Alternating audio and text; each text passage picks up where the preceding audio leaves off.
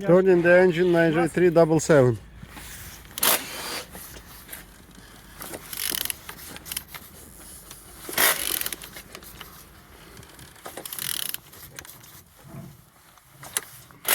All turning good, all compression complete. On the front, all looks good as you can see. I didn't see any damages here. This side, all looks like so. Compression looking good. We have damage here.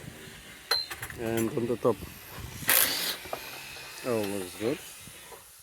On the back side, all looks good as well. This one is NGB, no gearbox engine. And on this side, all looks good.